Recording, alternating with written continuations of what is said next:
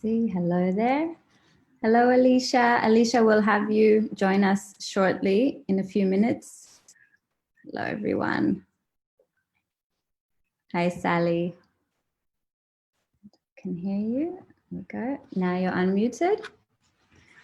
Okay. I'm just going to check everything's running smoothly over at the page and that we're live over on the page. Yes, we are. Hello, everyone. Thank you for joining us for World Maternal Mental Health Day for this beautiful event that was put together by 4 not-for-profit organizations for you, Maternity Choices Australia, Maternity Consumer Network, Safe Motherhood for All, and PBB Media. I'm Annalia Tia, and I am just popping in to say hello with you, with Sally, to presence a welcome and thank you for joining us. And I'll soon be off when our panelists join us, and it won't be long till then. I really appreciate you taking the time out for yourself and for our mothers to recognize and honor their contribution, to recognize and connect with what's going on for them and what's important to our mothers. Thank you so much. Sally, would you like to give us a few words? Yes, hello everyone. This is a wonderful opportunity to really turn an important spotlight to a topic that we've known for generations is an issue, but have this society, the way our lives are structured, we've just not found a way to address the issues. And there's lots of reasons why why this would be happening. We won't be going so much into the why. We're going to be looking today at exactly what the issues are and a little bit of the why in order to understand how to address them. But we're also going to be looking at the how, like what's needed to fix. How do we address the issues that mothers are facing today? And our speakers today have so much to say on the subject of motherhood and why it's important.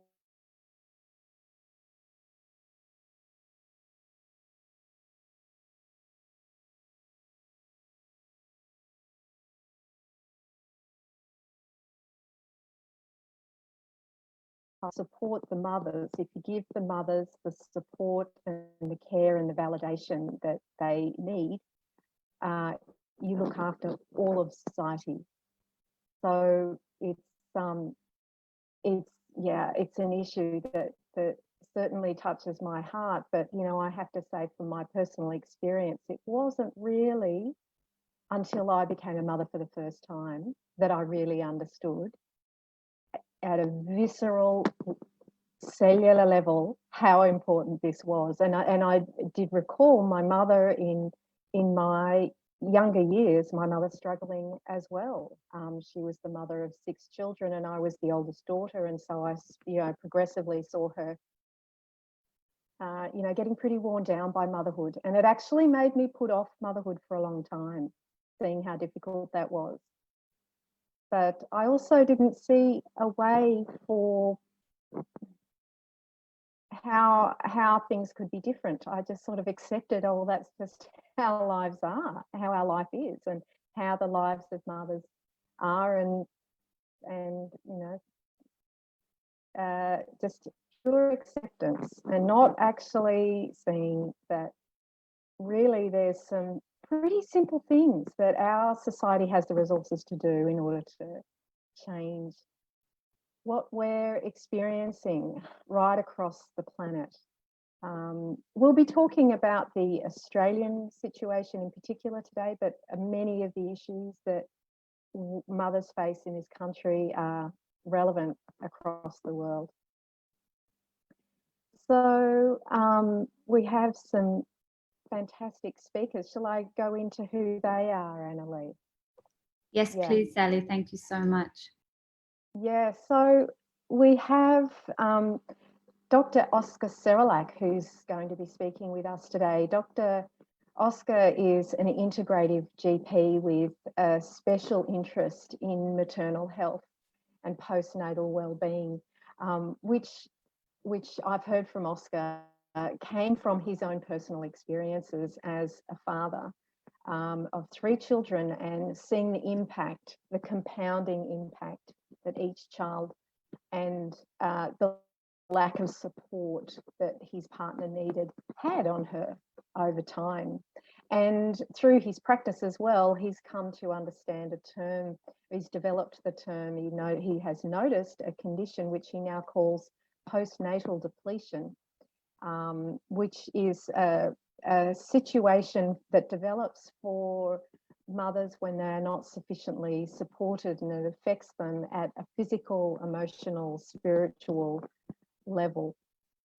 And his book, The Postnatal Depletion Cure, has some wonderful insights into how to address it. So we're going to be hearing from Oscar about why postnatal depletion is happening and how we can look to changing that for mothers. We'll also be hearing from Callie Brown, who's a mother of 2 children, and she's also a clarity coach and a writer and a speaker and a life enthusiast, and has a really articulated, well thought out series, set of understandings and insights into how her experience of motherhood, especially the first time, really impacted her and made her see how important motherhood is, and the simple and also bigger things that need to be done to address the massive transition that is motherhood. It also reminds me of a term, matrescence, that we're going to be talking about today, which is the phase of mother becoming.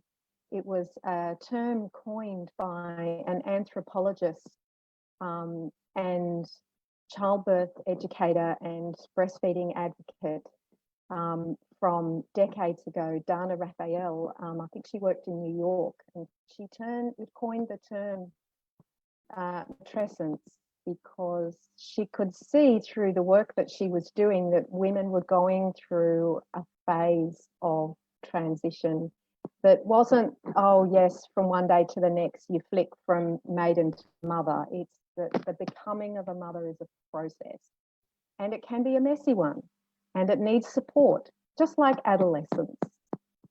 But there's also that understanding that, like adolescence, the mother will come through it and come out a new realized version of herself. So yeah, we'll be talking about matrescence, and I know it's something that Oscar loves to talk about. And our next speaker is Dr. Sophie Brock, who is a sociologist and a mother as well. She's a single mother as well of a young child, a young daughter, and she's the founder of the Good Enough Mother podcast and a platform for discussing motherhood and providing resources. And Sophie is also the Emercy president. Emercy is the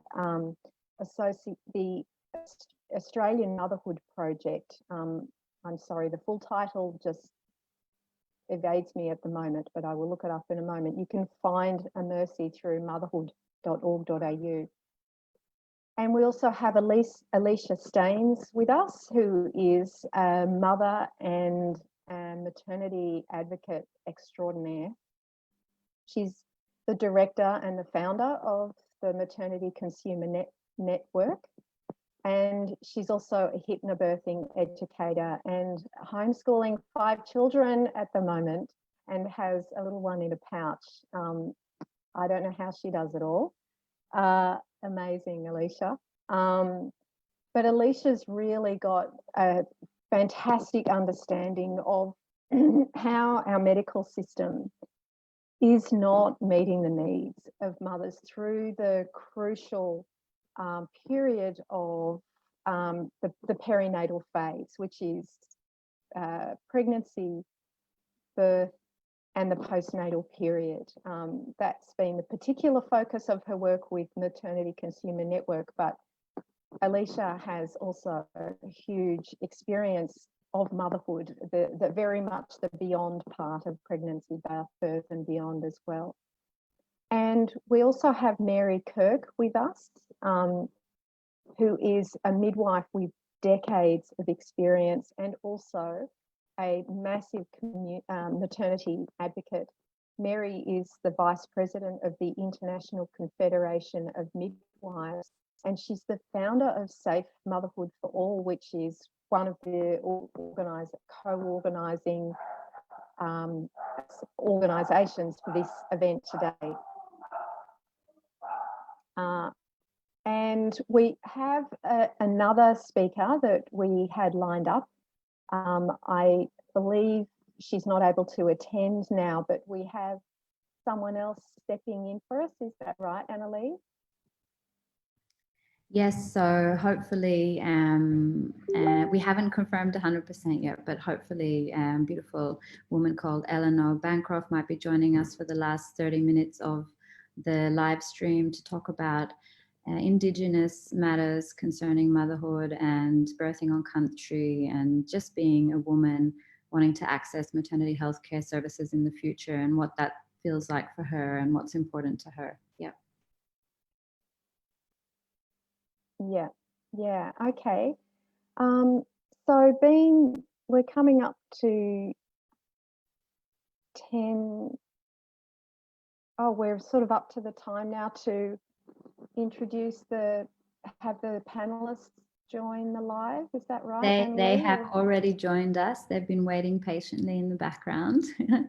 Thank you, panelists, for joining us. We're so grateful for your time today. We know as practitioners, as mothers, as parents, as people during COVID-19 and just living on this planet in this time, there's a lot going on in your life. So we're incredibly grateful for you taking the time out to recognize our mothers, support them, honor them, celebrate them, and talk about the latest in maternal mental health well-being and just in general. Thank you so much. Really, really appreciate your time. Thank you. Hello, everyone. Hello, yes. Thank you so much for being here today.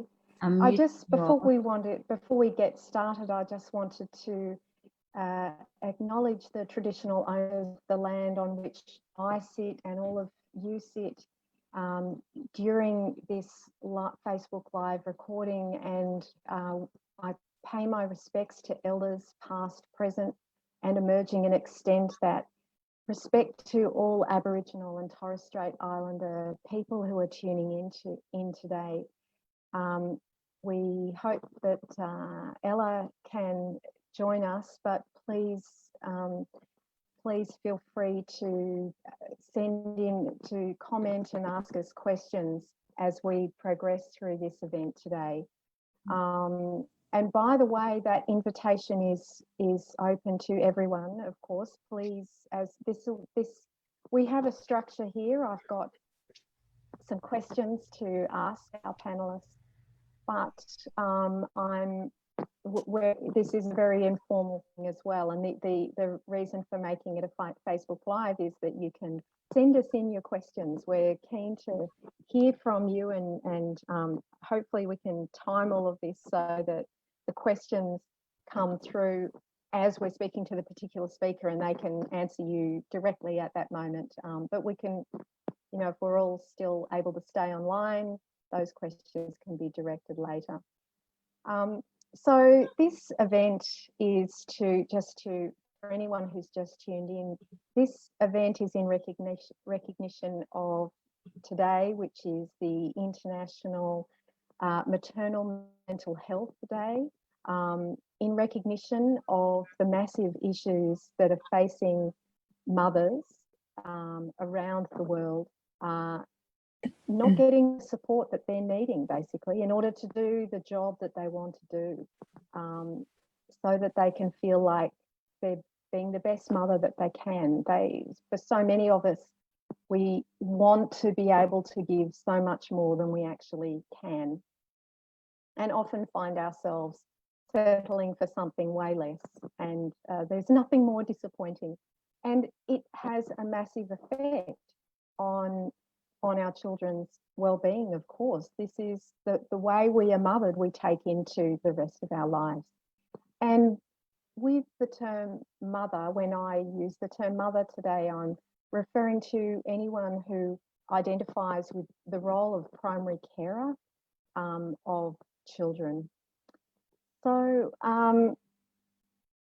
with that, I'd like to start by, I gave you all a brief introduction, but what I might do at this point is step through each of you with just a very simple question, and that is, what is it that brought you to the work that you do? You all work for motherhood in various capacities. Was there a particularly pivotal moment that made you really switched the light on for you to really dedicate your time and energy into this space that's motherhood? So shall we start with, I've just got my list of names here. Shall we start with Oscar? Are you, and by the way, please try and keep the answers as succinct as possible, just so that everybody gets a chance to speak and so we can get through all the questions today. Yeah. Yeah, thanks, Sally. Thanks, Annalee. Yeah, I mean, my story is pretty simple, really. As a concerned father and as an interested doctor, I was just kind of noticing how much not only my partner was struggling, but so many of my clients and so many of my friends were really struggling with this journey, especially postnatally. And I happened to be studying functional medicine at that time, and I just sort of realized that there was unique things going on with mothers. So I just did a very deep dive into all the research and all the information that I could find around what's going on for mothers, because mothers are not maidens and they're certainly not men, and the medical world essentially treats them like that. Thank you, Oscar. Callie, would you like to? Sure. Yeah, your moment. I mean, similar to Oscar in the sense that I became a mother. He became a father, but I became a mother, and that definitely educated the next steps that became curious and interesting to me around what it means to be a mother in Western culture and how that is supported and why this has become a mental health issue. And my own experience as a mother, I had my first birth that turned out as, in quotation marks, disappointing for me. And so that led me down the road of starting to really look at gathering my own value system, my own support system, and what that looked like, and actually how difficult that was in our current culture. So that's what stimulated my connection to this work. Thank you, Callie. And Sophie? Yes, well, my journey into my interest in motherhood is perhaps a little different in that it started before I became a mother. I was doing my bachelor degree at the University of Sydney, and we had a course on, it was around symbolic violence actually. And during the course of one of my assignments, I came across the work of Professor Andrea O'Reilly, who is a North American Canadian professor, and she is the leading world scholar on motherhood studies. And her work really changed the trajectory of my life because I just had a fascination with motherhood and the way that it's perceived culturally and socially as a sociologist. And there was a real gap there in research on mothers. And so that became my life passion and work. And I went on to do my PhD in motherhood studies, looking specifically at mums who have children with disabilities.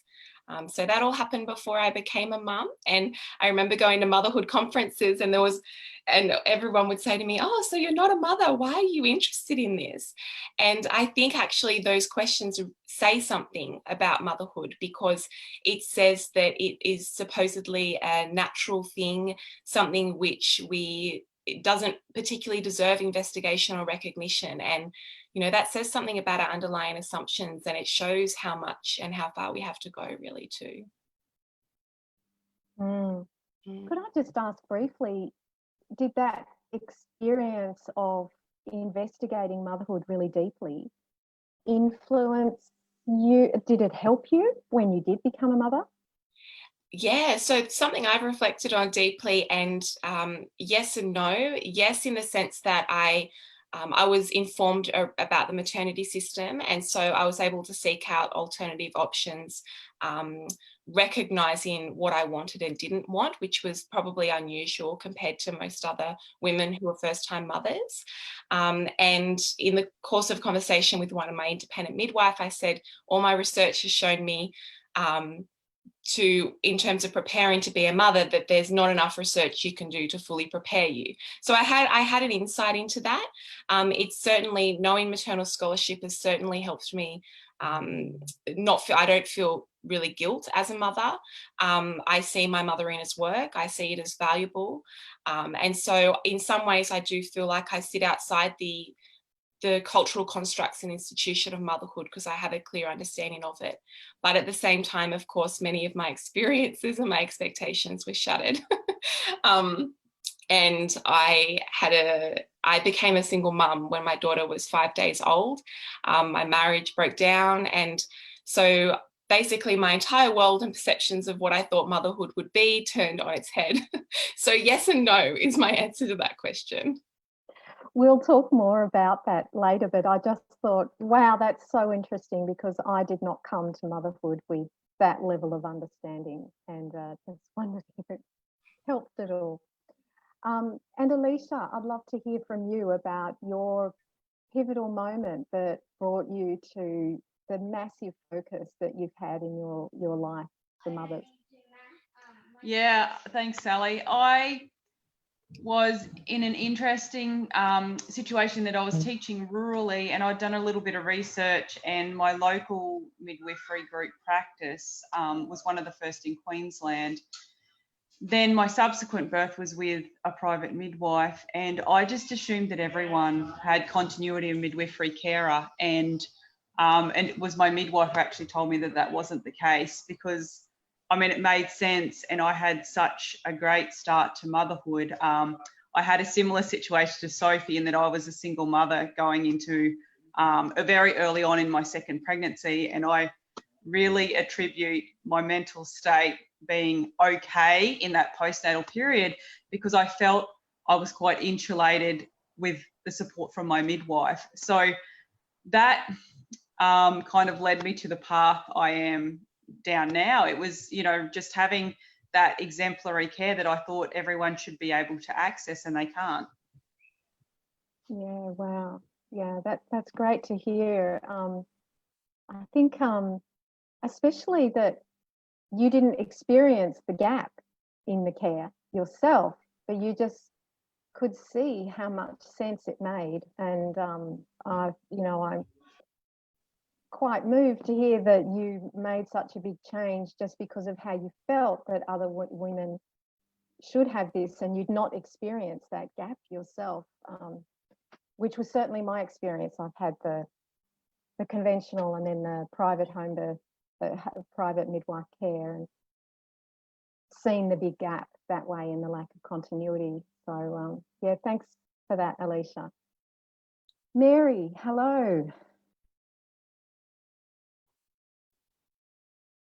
Mary, are you able to unmute? Yes. Yeah, I'm here.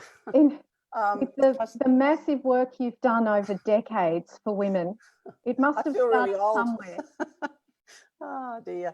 I suppose my pathway was somewhat organic. Through my career it was traditional that you started with nursing and then you did midwifery, and it was just what you did.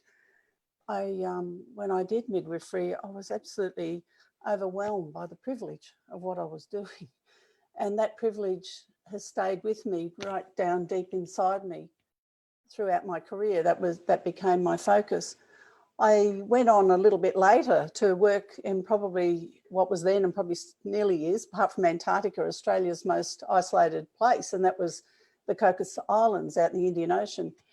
And it was in the early 80s, and that was when I first truly experienced continuity of midwifery care, and I saw and lived firsthand what that meant. So my re-immersion back into mainstream Australia, the frustration of most women not experiencing that and knowing that throughout their pregnancy and after stayed with me and kept me in there, because I don't believe that care is safe unless women know care by an appropriately skilled and qualified provider before, during and after the birth. And as we've increasingly focused on the birth, especially after, I so agree with Oscar, especially after women are just left on their own.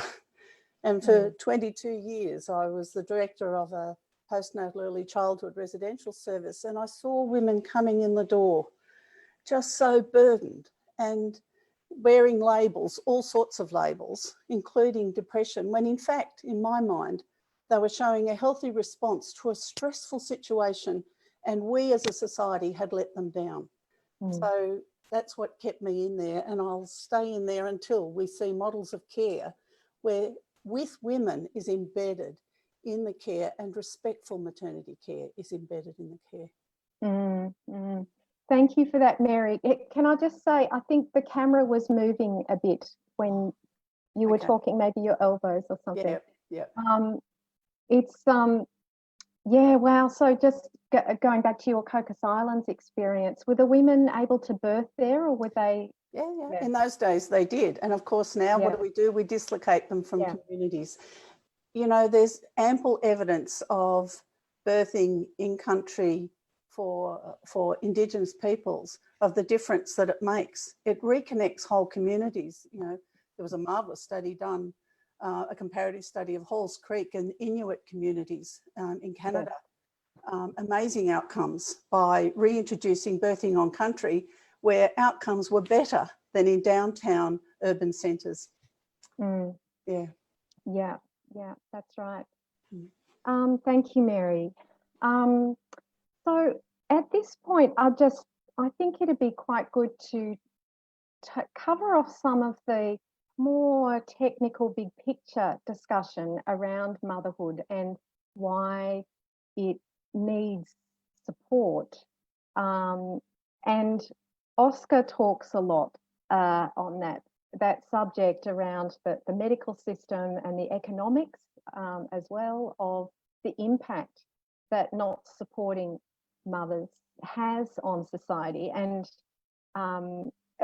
we all know the massive rates of perinatal depression and anxiety, if we're just to use a label briefly, which I believe too is just simply lack of support and recognition and acknowledgement of the work that is parenthood, motherhood. But I think it's also really interesting to hear some of Oscar's discussion on the subject. Oscar, can you take us through some of the key issues? Well, you know, one of the things I really found that is a huge hole in medicine is even the definition of postnatal. And so I'll give you a few examples. I mean, for a lot of the physical issues, the postnatal definition is 6 weeks beyond the birth of a child. And for mental health issues, anxiety, depression mainly, it's within the first, you have to have the diagnosis within the first 6 months. And the symptoms have to start in the first 4 to 6 weeks, depending on which guidelines you look at. And so I think the definitions really do mothers a disservice, because there was an amazing study done in Australia 2014 that showed the peak incidence of depression postnatally was 4 to 5 years after the birth of the child, but they couldn't call it postnatal depression because of the terminology. Thyroiditis, which is a very common postnatal thyroid issue, the peak incidence is a year after the birth of the child, but it can't be called postnatal thyroiditis because it's not within the first 6 months. And so I think we're really missing what's going on. And there's a real, I think, lack of understanding of the science. Now, I would love for there to be a separate field of medicine called matriatrics or something like that. Now, we've got pediatrics for children, we've got geriatrics for older people. Just because mothers are so biologically different to maidens. And so a lot of my work is around really trying to educate, explore, give some acknowledgement and understanding around those things. Even within those narrow definitions, we're seeing quite alarming rates of perinatal mood and anxiety disorders. And in Australia, currently it's around 20%. I just saw a study, a 10-year study from America that pre-publication, I was reading it this morning, that there are parts of America that have a 40% rate. Even within those narrow limits, a 40% rate of mothers having anxiety or depression within the first 6 months. And that's, it's obviously very horrifying, but it's also part of why, as a collective, we really need to do our work and really make sure that we not only have good antenatal care, but really good postnatal planning to avoid that. And I can talk briefly about the physiology of what's going on. I think it's quite that'd be great, Oscar. So essentially what happens during a pregnancy is that the placenta goes into a mother's brain and puts a pause on her stress response system and starts to really modify her immune system. And that has to happen to allow the baby to grow. Otherwise, the mother would just reject the child. And the brain gets upgraded. So the placenta is literally going in there and just modifying a mother's brain. And the time of greatest neurogenesis, of having new brain cells put inside a person's brain, is not during adolescence, it's actually during the pregnancy. And so a mother's brain gets this massive upgrade. The research shows that her emotional quotient goes up, her smell, taste centers get a big upgrade, her IQ actually goes up during a pregnancy, though most mothers assure me that wasn't the case for them. And and then the brain gets all these oxytocin receptors installed between the emotional response center of the brain and the hormonal response center of the brain. And so remember, oxytocin is the hormone of childbirth, but it's also the hormone of connection and trust. And so, and when the placenta is delivered, a mother has to reinstate her stress response system that now has all these oxytocin receptors. So literally her stress response system goes from me, am I okay, to we, are we okay? And it makes a lot of biological sense. And that we could just be the mother and the child, but sometimes that we can be the community or even the world. And so many mothers talk about how they feel very differently about the world after the birth of the child. They can't watch the news, they can't even tolerate friendships sometimes that they didn't even realize that they were sort of tolerating. They become very kind of sensitized. And so what happens after the delivery of the placenta? And the placenta produces all these hormones that marinates a mother's brain. All those hormones are gone. And so a mother is in a very low estrogen, very low progesterone state for that first while. And nature's design was for prolactin and oxytocin to fill the gap. Then the mother goes into a deep state of rest. And ideally within that first 4 to 6 weeks, her hormones come back online and she feels great. When that doesn't happen, she's left in a state of neuro inflammation. And neuroinflammation is a term to describe the very small parts of the brain that become too electrical. And all the recent research just from the last few years shows that postnatal anxiety, postnatal depression are neuroinflammatory issues. And when they do blood tests looking at inflammatory markers, and when they do brain scans looking at electrical activity in mothers, it doesn't look anything like what happens in maidens and what happens in men. And so we should really be calling these things postnatal neuroinflammatory disorders with anxiety or with depression or with fatigue, because that would be a more accurate thing. Otherwise, if we keep thinking depression is depression, we're using treatments that aren't going to work that well.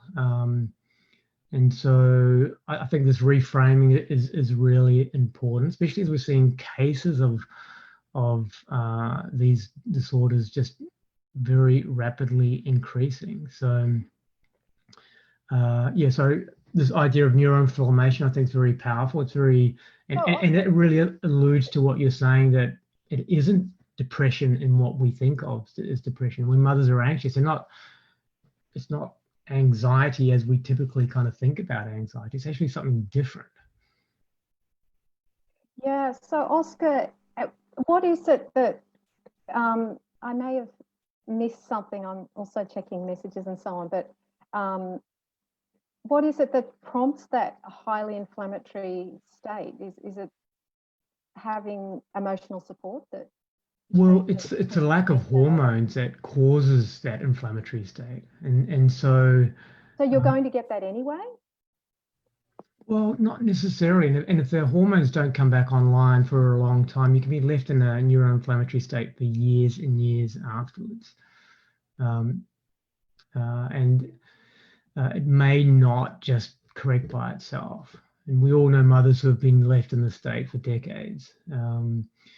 Now, sleep disturbance is also the thing that can really promote the neuroinflammation as well. So it's a critical kind of thing. But what essentially is meant to happen is, with support, deep rest, and no burden for that mother very early on, she can recover. And remembering that the first ever approved drug for postpartum depression came out in America a couple of years ago.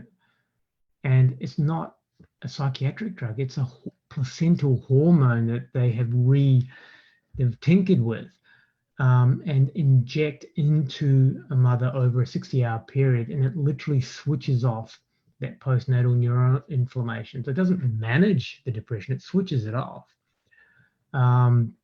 It's a very expensive medication. We don't have it in Australia, and it should only be for certain mothers, I think. But the idea that, you know, that is part of nature's design, is that you've got these hormones that help regulate these mood issues. It's very powerful, and it's also very important in terms of what our therapies should then be. They shouldn't really be antidepressants as our first port of call. They should be around support and oxytocin inducing sort of things, and getting sleep back online, and nutrients and whatever else that mother is lacking or needing. And you can correct these things with those sorts of supports. Oscar, thanks so much for that medical perspective. I didn't know that you do go into an inflammatory state, and then I mean, of course, we know support is so important, but it's actually really needed for important physiological reasons. Yeah, very much so.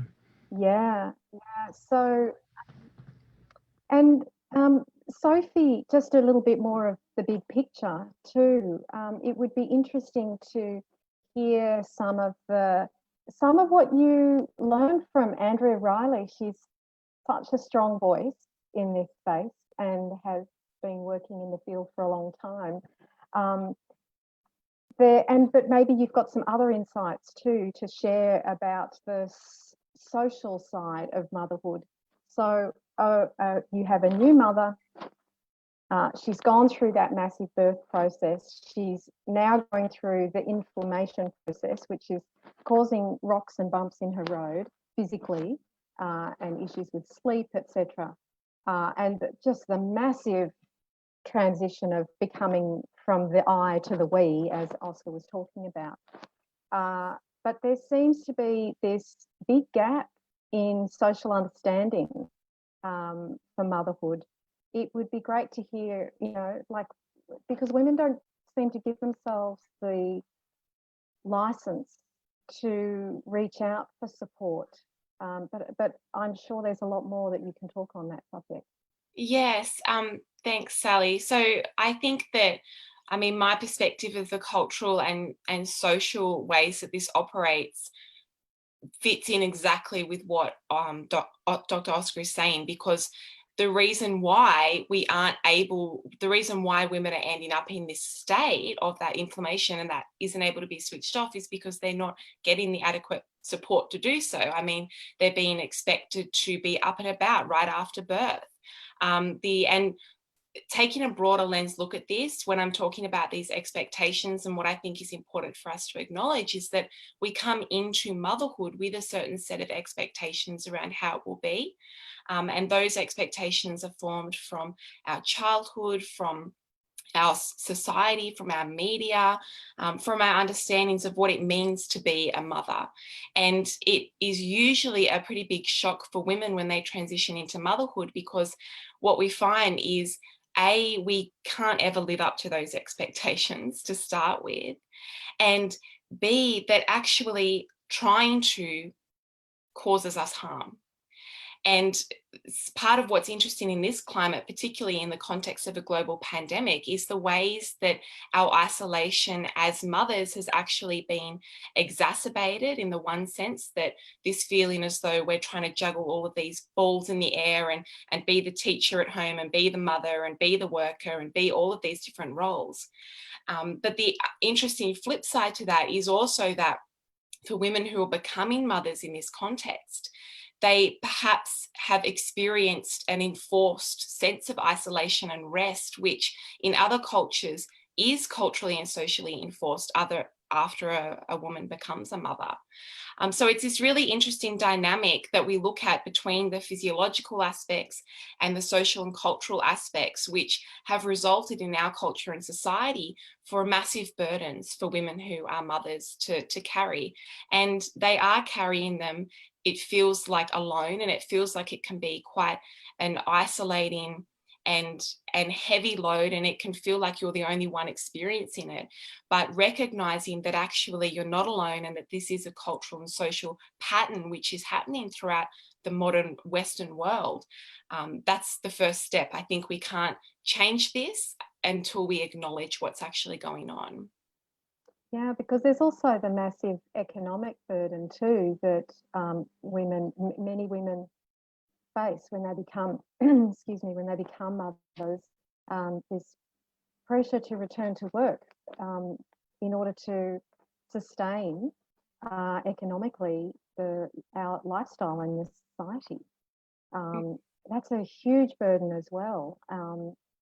That is, and I think it's because about what we value in society as well. I see mothering as work, and so we have quite a high value on what is economically productive in terms of being paid a wage. But I would argue, and many others do too, that mothering work is economically productive.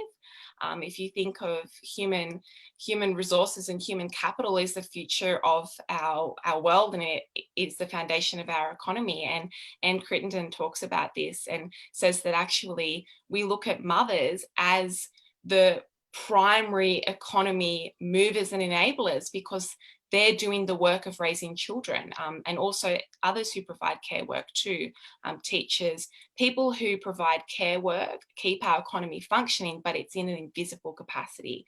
And that's why it's not valued in the way that it should be, because if we were all to put our hands up and stop doing this work, our society as we know it would collapse. But we're all doing this work, and it's something which isn't publicly recognised nearly as much as it should be. Yeah, thanks for that, Sophie. By the way, please feel free to send in any questions or comments that you have through the course of this discussion. We do have one message that's come through that I was just going to read out briefly. And this is from Linda Bates, who who's written here, today is my 70th birthday. Happy birthday, Linda. Still in lockdown here in Randwick in Sydney, but my son and his partner have a day of celebration planned for me. So my own mental health is being cared for by family, which did not happen when he was born. A vital stage of caring for the mother. Stage 1 maternal mental health care, supportive birth team, and ongoing early months of support from the father. So yeah, thank you for that, Linda. And it touches me to hear that it's taking the child that you gave birth to all these years later, who's giving you the support that you needed way back then when he was born. Alicia, I'd be interested to hear from you at this point about the deficits that you're seeing in the maternity care system, as Sophie was talking about, with the economic lack of economic acknowledgement that is given to the role of motherhood. That seems to also play out in the medical system, it seems, because most women aren't getting the gold standard of care. But I'd love to hear your comments on that. Yeah, thanks, Sophie. Yeah, and Sally. Yeah, you're right that most women are being, I guess, churned out in fragmented, industrialised model of care, and they're missing. I mean, yes, we need to extend that postpartum period past 6 weeks, but most women aren't getting much past 2 days. And we know that women in continuity midwifery care, which is the gold standard, where you have that relational care, that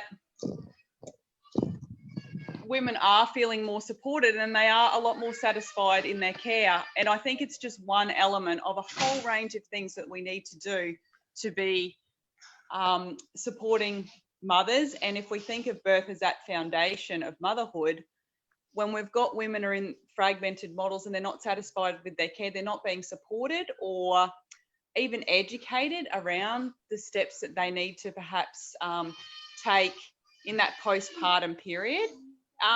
We're not starting them on a good foot at all through the maternity care that we're providing them either. Yeah, exactly. It's only 8% was a statistic that was determined a couple of years ago by Caroline Homer and team, that only 8% of women around the country experience continuity of carer. And but in the interest of support for you too, I'm just wondering if the timing with asking questions with your little one is not so good at the moment. Well, it's very difficult with 5 children to have, like, this is pretty much my life. I just am on mute most of my life in meetings.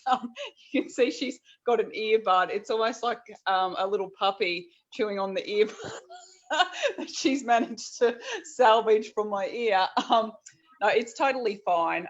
It's probably providing some context in what it's like to try and juggle mothering and committing to other things.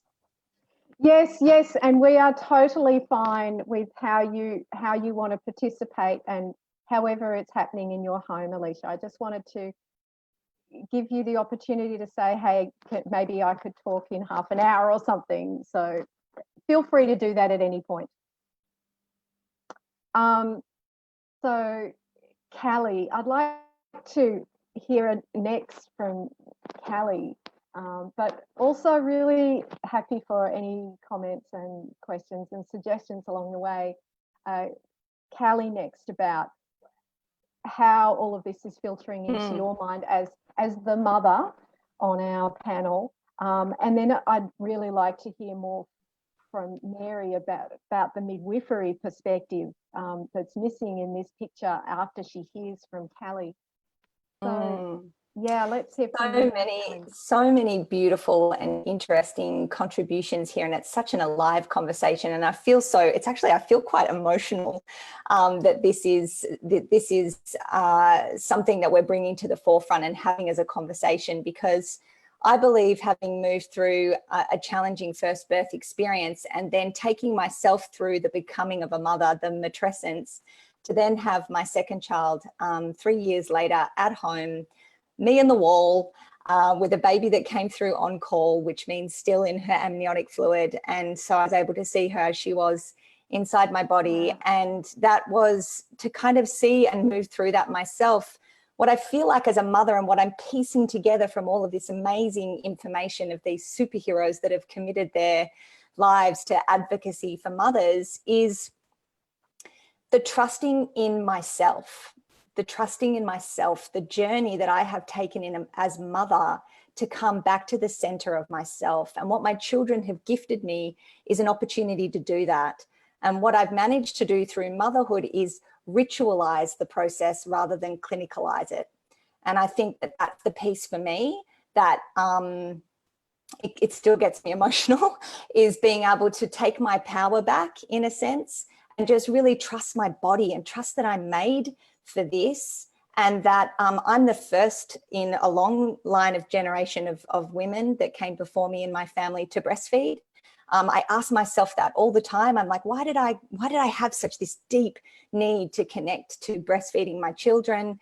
And what I found was, even through my heightened inflammation of self from that I to we, feeling like I, in a sense, had I guess when Dr. Oscar, when you talked about the I to we, what it made me think about was, all of a sudden, not only was I letting myself down, if I thought I had any self-doubt or criticism toward myself, all of a sudden I'm letting not much just myself, but my children down as well. And that can bear really heavy on a mother. And so this idea of having a support like Mary, like even just hearing Mary speak, I'm like, oh gosh, I want Mary in my space with my children, and it gives me this soothing of the soul. And so the piece for me that is really coming is that idea around how can we support mothers to really trust in their intuition and take a deeper dive into what their body is naturally doing. The first exposure I had to birth and to being a mother was when I birthed and became a mother. So I really sense that that is something within our culture and something that can be a lot more prevalent in what we are exposed to. And also that trusting ourselves piece.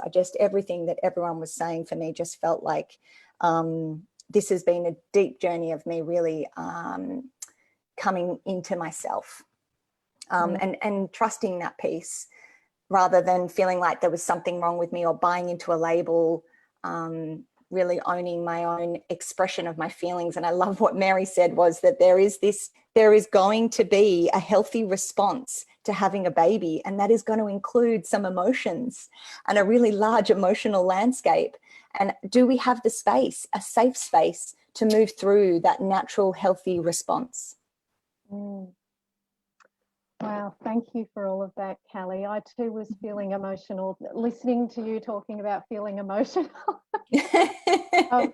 This subject is dear to my heart too, and I'm just listening to you talk very briefly about the first difficult birth. Hooray for healing second births. And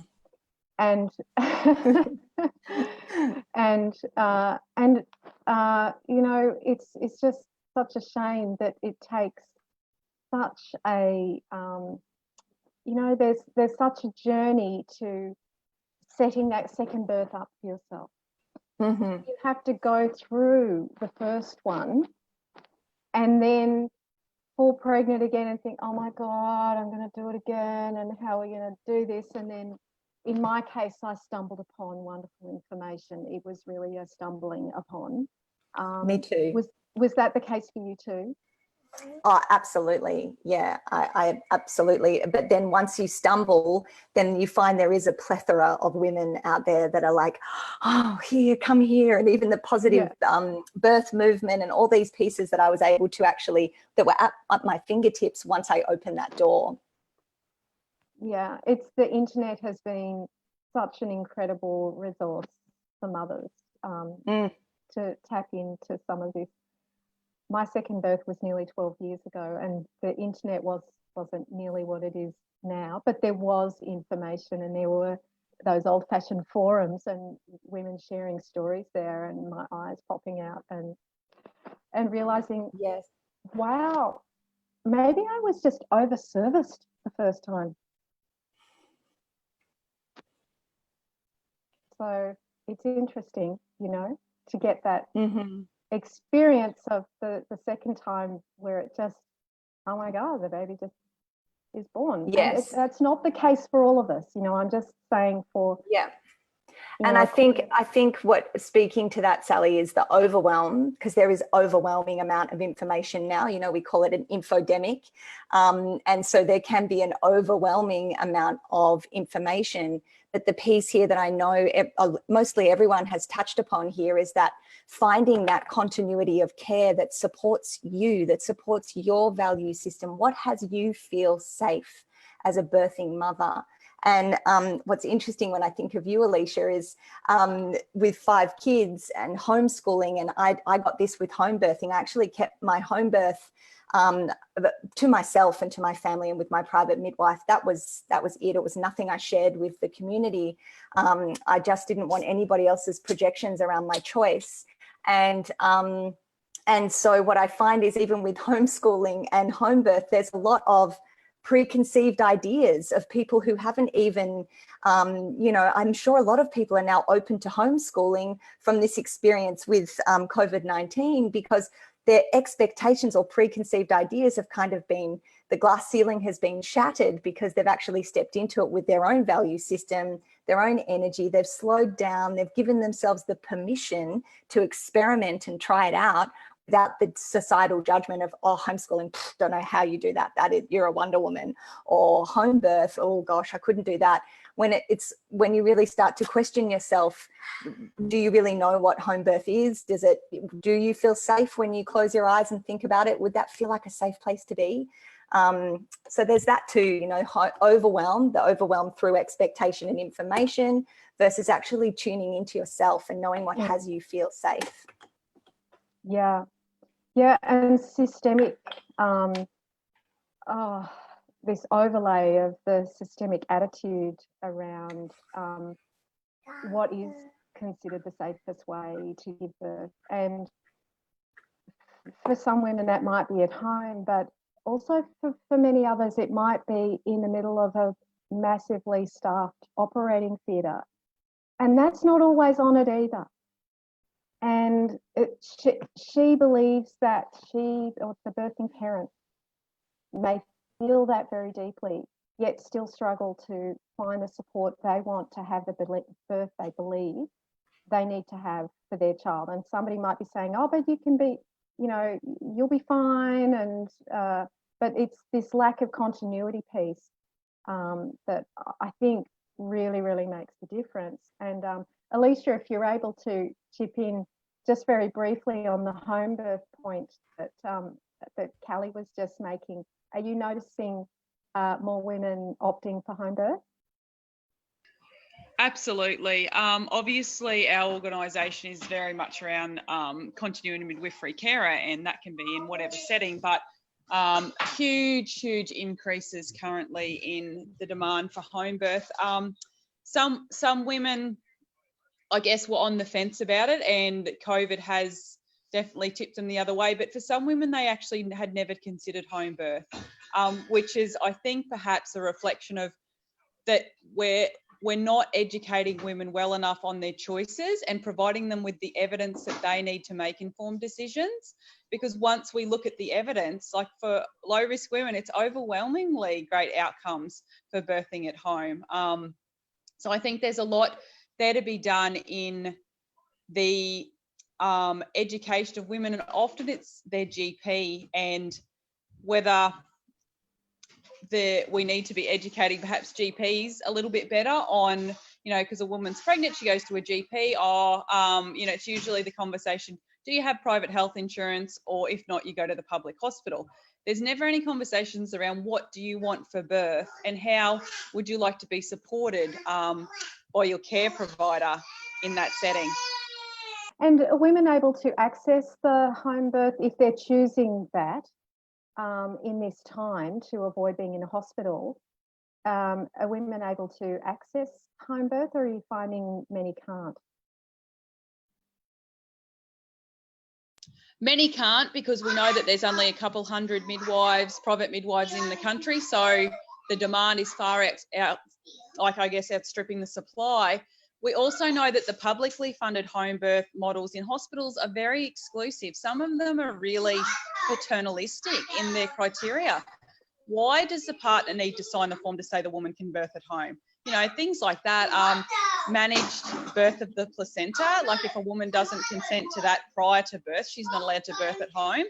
So we've got so many restrictions on these public models. They're almost like the wolf in sheep's clothing, I find. So we need to find that balance and go back to supporting women as well, and, you know, looking at evidence-based care, not paternalistic care. And Alicia, sorry, I was just going to say, Sally, on that, I remember when I fell pregnant with my son, so 7 years ago, and I went to my local GP, and it's not just educating mothers, but it's educating GPs too, because when I asked questions about what are my alternatives for care, I was given the local obstetrician and the local public hospital, and that was it. She had to ring another doctor in the firm to find out if there was any other options for me. And were you given other options? Yeah. No, I had to go away and do the research. Yeah. Even though there was in your local area a midwifery group practice? Yep, there is Mama in Melbourne, run by Jan, beautiful midwifery care, and there's plenty of other options in Melbourne other than the local public system. Yeah, but you went through the local public system.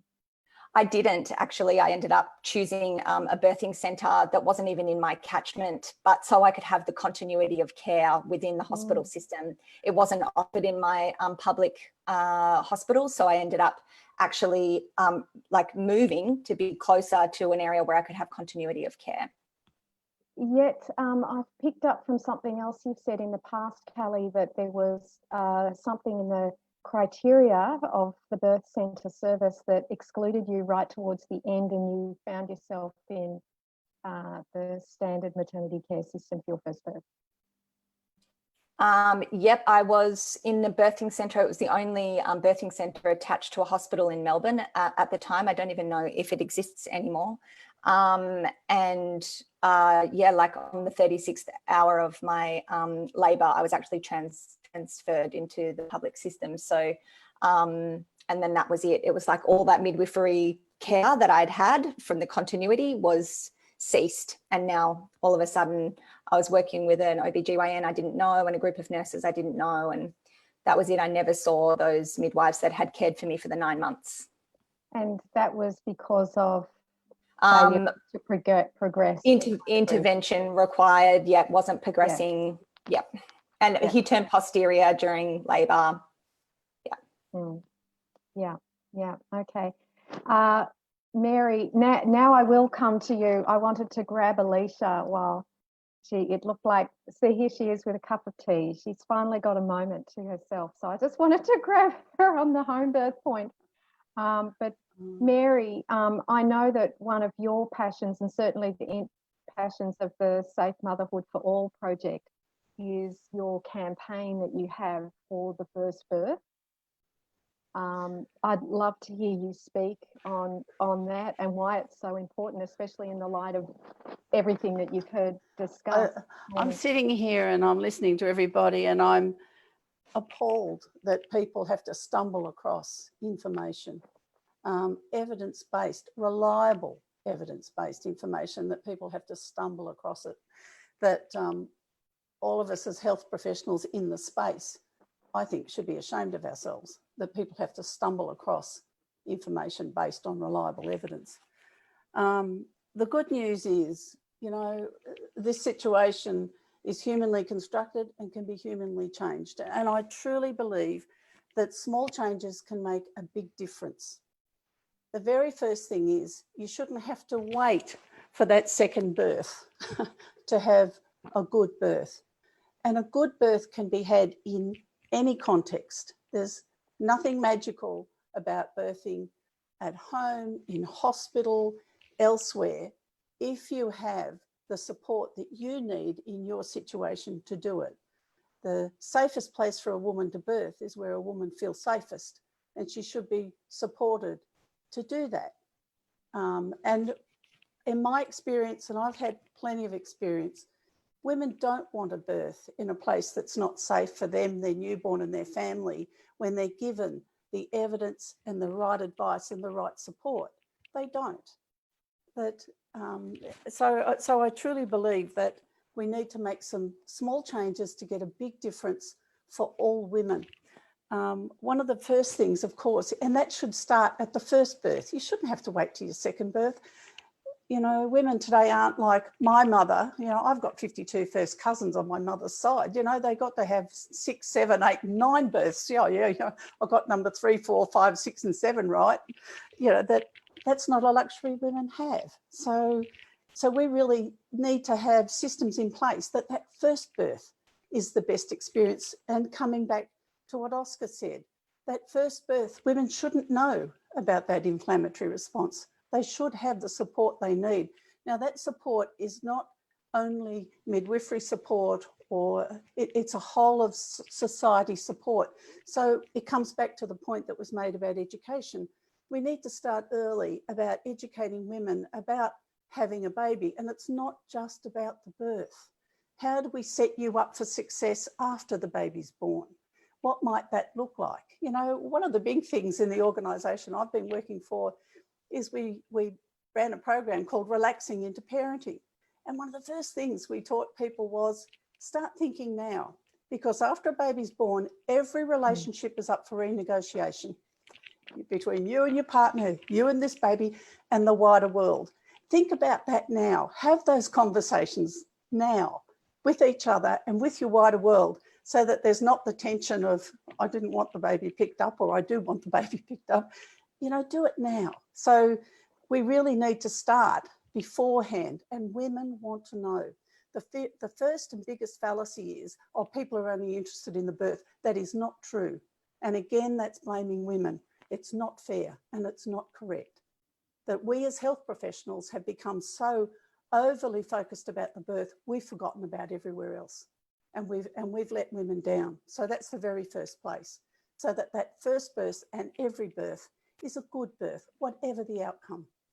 So that's probably a big thing. And something that I would pick up, something that I would pick up that we've let drop off in my career, and our mothers knew it, was a thing we called the lying in period.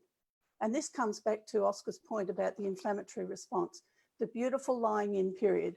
And we used to say 2 weeks in the bed, 2 weeks on the bed, 2 weeks round the bed. and what we were really saying, say that again, Mary. we used to say 2 weeks in the bed, 2 weeks on the bed, 2 weeks round the bed. And really, I love that. And really what we were saying was the women need at least 40 days to regroup, regather, restitute, for their body to come back into itself. That there's a whole lot of new things happening for them, as well as it needs to come back.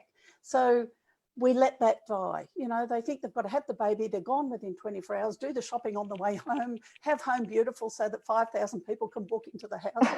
You know, forget it. Go home, cuddle the baby, feed the baby, get nurtured, be fed and watered. As Sophie said, the myth that in other cultures, you know, that women get up and get going. No, they don't. You know, the nonsense about, you know, they're out planting rice in the paddy fields immediately after. They are not. They are being nurtured. And I think women in our society and increasingly around the globe, they're not being nurtured. And what we're seeing is the result of not being nurtured. And they deserve it, they need it, their babies need it, their families need it. I must admit, I was talking to some midwives only the other day, and they were saying, even in the hospital system, they're seeing much more relaxed families because the rest of the world can't come in. So yes, I must admit, I'm hearing that too, Mary. Yep. I wish somebody would whip up a quick study to see the difference of the birthing at the moment compared to the madness of everybody everywhere. That I wonder. But I add a point there too, Mary, that this isn't this is only anecdotal, but it's from talking from some midwives in the UK who have spoken to ones in Australia as well, seeing that babies returning to their birth rate quicker in 5 days instead of 10 because yeah, how interesting. It's really interesting, and I am hoping that there will be studies. I am hearing from academic friends of mine that there's a lot of scrambling to get plans for research. Get into the space. So that absolutely. Can happen. It's great. I've got some questions and comments that have come through that that are well overdue. I'm sorry, Annalie has been dutifully feeding them to me, and I was looking in the wrong window. So this is a comment firstly from Joan Garvin. She's saying here, the National Framework Women-Centred Care Strategic Directions for Australian Maternity Services defines postnatal care as care of the woman in the 12 months after giving birth. If Annalie, perhaps you could link to the strategic directions document on the page for our viewers, and that this came about by Safe Motherhood for All pushing on the advisory group and also consumer feedback saying that this period was crucial and needed support, and 12 months is fantastic. However, doctors and some midwives are resisting this. We need to know about the strategy and demand that postnatal care continues to 1 year. Can I speak to that, Sally, just for a bit, because I was involved with that. Yes, you were. Yeah, so the problem with a lot of these documents and guidelines, I mean, I get sick of flying around the country and, you know, have my 2 cents worth and try and represent consumers, but nothing actually gets done. So I actually have emailed the Health Minister's office just before COVID to say what money has been allocated to actually make sure that this plan is implemented. Because otherwise, as we know through a lot of other sectors of health, but particularly maternity care that is so far away from evidence, it's not funny. These things just sit there. We know that that happened with the last National Maternity Services Plan, even though there is a document at the back of the new woman-centred approach to maternity services. If there is no working group to set that accountability, and it needs to be consumer-led, none of this will happen, even though 100% it should be that first year or beyond as far as defining postnatal care. The government just says we leave it up to the states, and, you know, it's this accountability ping pong. Yeah. Can I support Alicia in that? Unless all health professionals and midwives in this instance, in this space, unless they're operating in an enabling environment, they can't do it. You know, unless the system, the structure, the policy and the planning and the delivery of services is enabling, they simply can't do it. Yes, that's right. And that's where the money is so important, as Alicia was saying. There's a comment too that's come through saying that postnatal support is so baby focused. And isn't that true? You know, once the baby's born, forget about the mum. All eyes are on the baby. I always think, where's the developmental app for matrescence rather than the developmental app for babies, you know? Yeah. Great point, Kelly. Oscar, it'd be interesting to just get a little bit more physiology from you about the I to we. You did mention it before, but that why we need to be looking at the mother baby or primary carer and baby as a single unit. Well, that's what I believe anyway. Does physiology support that? Yeah, so you're talking about the baby bubble essentially, and, you know, I think it's a superpower in some ways, that this ability to be able to feel in we. Let's explore that a little bit. So the amygdala is the emotional response center of the brain. So it's a little bit like in the movie Inside Out by Pixar, when all the emotions are sitting in the control tower looking down at the landscape. You know, you have all your emotions are in that key part of the brain, and we emotionally react to things before we think about things. That's just, you know, we feel before we think. And then the amygdala talks to the hypothalamus, which is where that neuroinflammation can reside. And the hypothalamus is the hormonal response center of the brain. And a man doesn't have oxytocin receptors between those two parts of the brain, and a maiden doesn't have oxytocin receptors. And why that's really important is that a mother's, through the sort of baby bubble creation, for her to feel okay, she needs to be really supported in maintaining the links with her child. And the things that can really disrupt that. Maintaining the length of her. Like the link with her child. Oh, the link, yes. Yeah. Yes. So, you know, I think the imperative from nature is that the mother and child become one for quite a few months, and both really benefit from that relationship. And then the mother has to really, you know, care more about anything that she's cared about before in terms of this quite helpless being.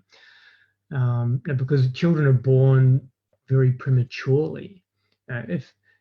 Because of our large skull, you know, if we were born at the same time as other animals, you know, the child would be 21 months of age in terms of just developmentally. So the mother has to fill the gap between 9 to 21 months, essentially, in terms of that care and support for the child.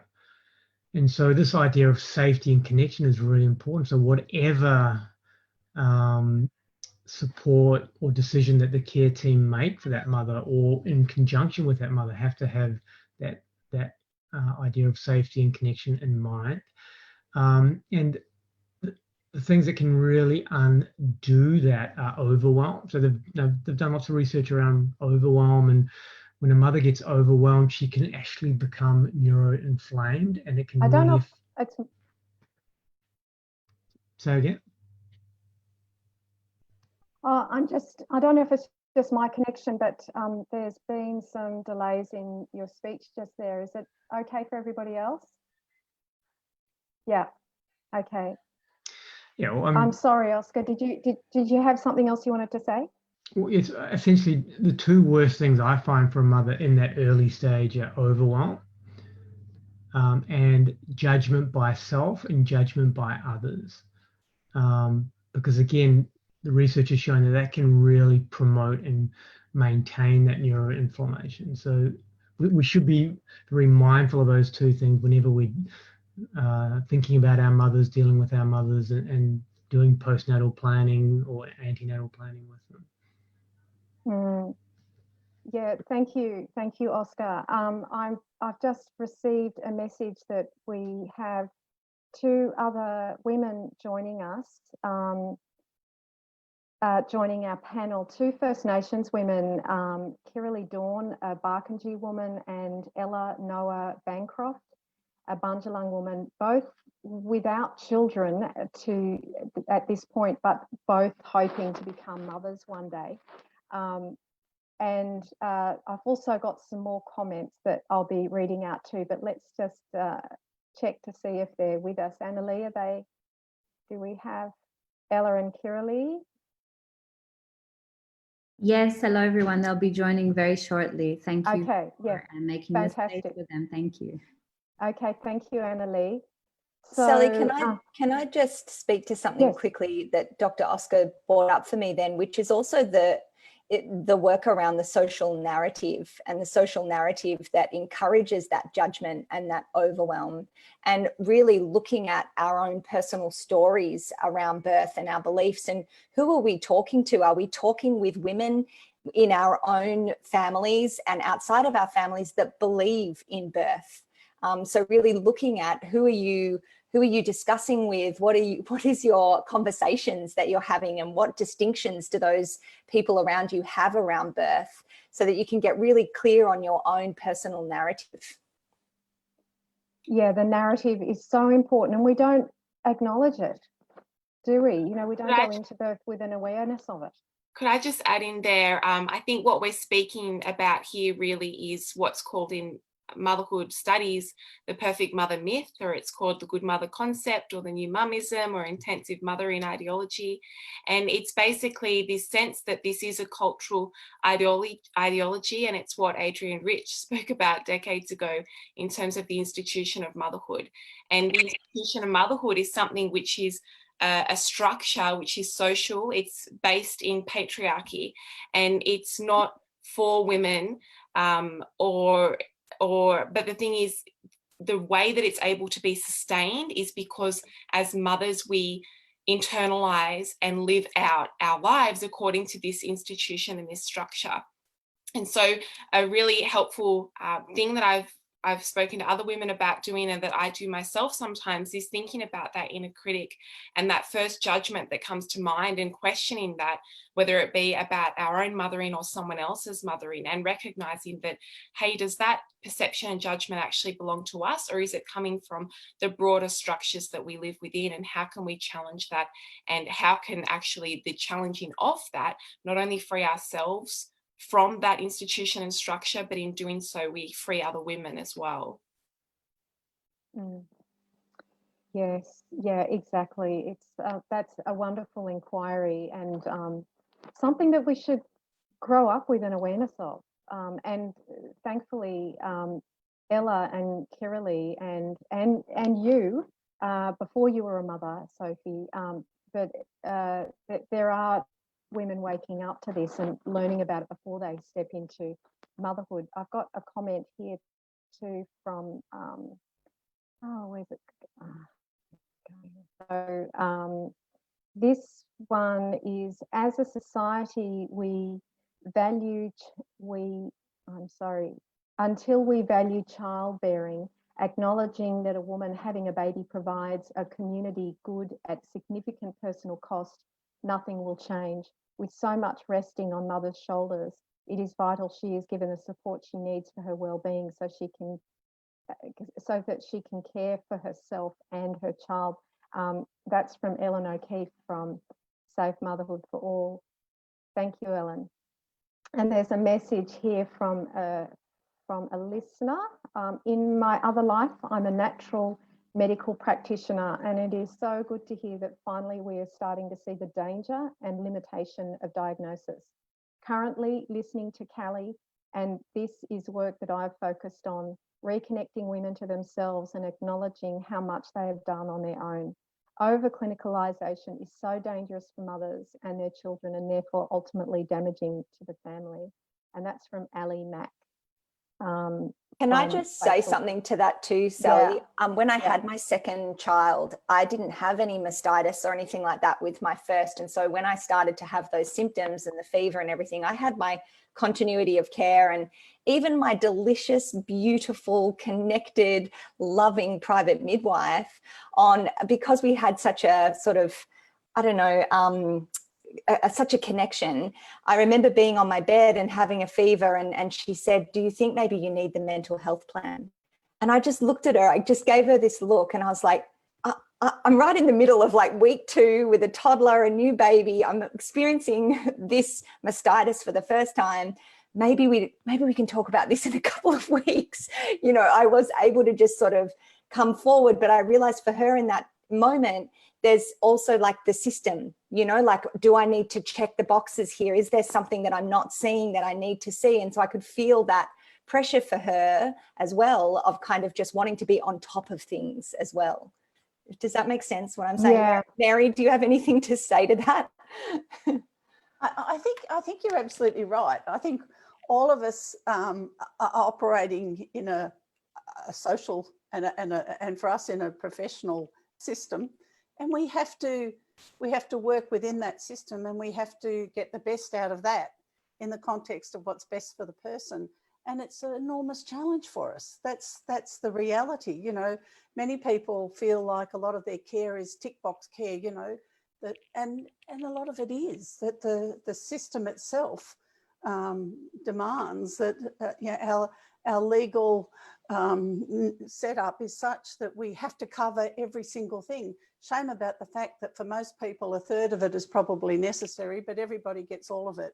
And thus, all of a sudden, you find yourself in the middle of a raging fever, someone talking about your mental health. You know, how bizarre is that? But unfortunately, this is a really complex and complicated system that we're operating in. And in lots of ways, we are very fortunate in this country, and in other ways, it's disabling. That it's a difficult balance for us.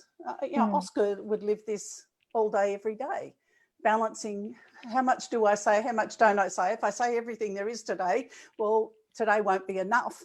And how much is enough? You know, it's really challenging. Yes, and can I just want to interject here. I'm noticing the time. How is everyone? We've been going to, well, it's now nearly 11:30. I'm happy to keep going, and I have more questions I want to ask. Is everyone? We'd also love to welcome Kiralee and Ella into the space. They've been sitting quietly for a few minutes, and just before we continue, to say hello and welcome to you both. Sally, would you mind taking over and welcoming these two beautiful women? Yes. Hello. Hello, Ella and Kiralee. Thank you so much for joining us. We know both of these women through our radio project, but initially we met Kiralee, who is part of our radio team and does weekly, part of producing our weekly content. Hello, Kiralee. And Ella is a Bundjalung woman from the region that we're speaking from here in northern New South Wales, and runs seasonal regular events for women called The Returning, which is about exploring womanhood in all the aspects of womanhood. And she has given always special place to birth and motherhood in these discussions. So yeah, thank you both for joining us. I would really like to hear any special perspectives that I don't know how much of the conversation you've heard so far, but we've been talking about the situation for most women in the dominant culture in this country, but there are compounded issues for Indigenous women that are even less recognised. But anything that you feel to comment on too, just with previous discussion, would be great to hear from you at this point.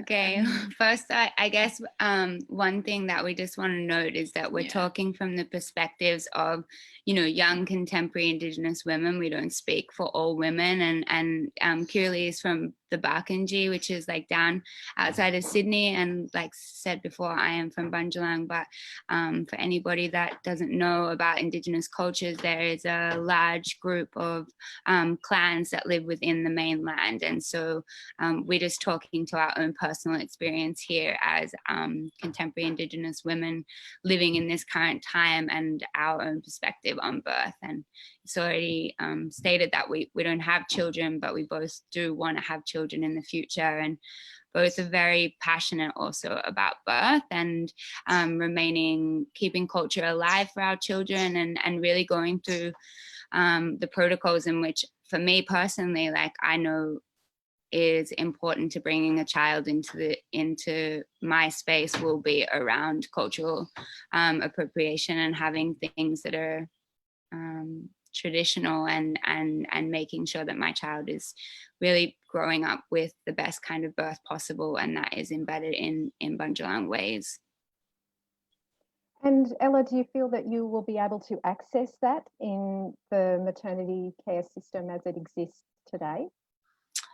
I mean, I have no idea what's going to happen post-COVID, but even in this situation, if I was a pregnant mama, I'd be so terrified to go into a delivery room with only being able to have one person by my side. I mean, for me, family is such a massive part of life, and also such a massive part of birth. And the way that I see my my birth being, it's involving a lot of women in my family present, you know. And so currently, due to those restrictions, and who knows what else could be put on, but hospitals in general, the limitations of having community present, I think is a bit disconcerting, and also disconcerting to know that it's illegal to, you know, necessarily as a woman decide where you want to birth. And who you want to birth with is a big concern, because culturally, you know, people in our family on our Indigenous side have been doing it for thousands and thousands of years without kind of, you know, these intense regulations as to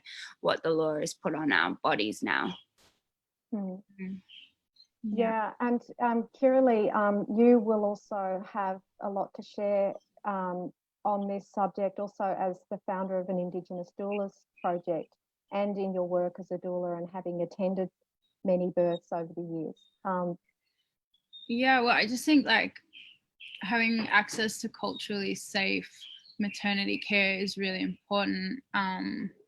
For me, I would really want to have an Indigenous midwife at my birth. Obviously, the number of Indigenous midwives are not that high. And then if I was wanting to birth as close to country as possible and have as strong as a connection to country as I wanted during the birth and in postpartum, to have that really uninterrupted